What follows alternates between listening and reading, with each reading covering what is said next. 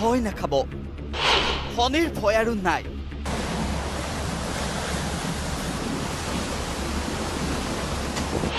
ফণীৰ আশংকা নৈ কৰিলে বতৰ বিজ্ঞানীয়ে এয়া শনিবাৰৰ বিয়লিৰ দৃশ্য এইদৰে চিপচিপিয়া বৰষুণত ব্যাহত হৈ পৰিল মহানগৰীৰ জনজীৱন লগত পাতলীয়া বতাহ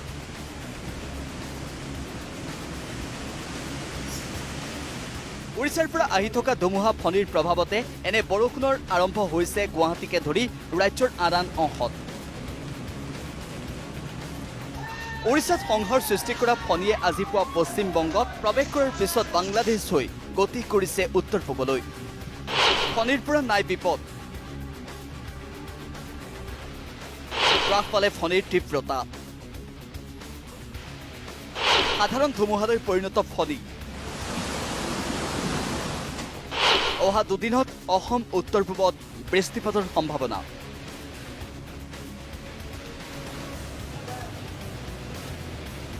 প্ৰবল মৌচুমীয়া বৃষ্টিপাতৰ সম্ভাৱনা লগত থাকিব বতাহ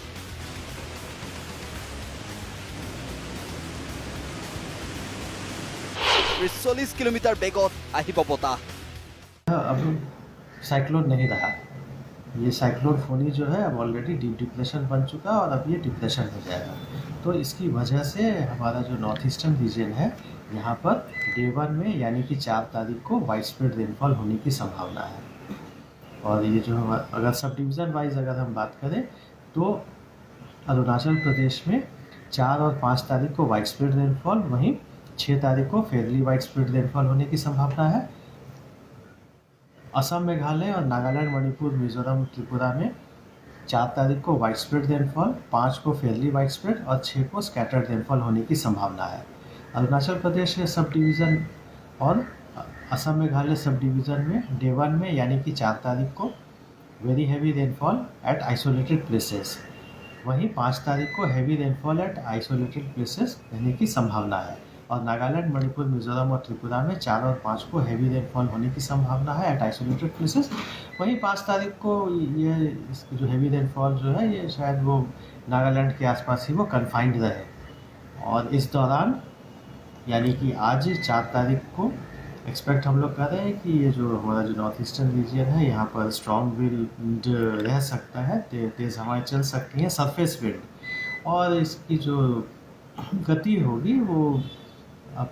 तकरीबन 30 से 40 किलोमीटर प्रति घंटे तक जा सकती है ইতিমধ্যে যিকোনো পৰিস্থিতিৰ মোকাবিলা কৰিব পৰাকৈ সাজু হৈছে প্ৰশাসন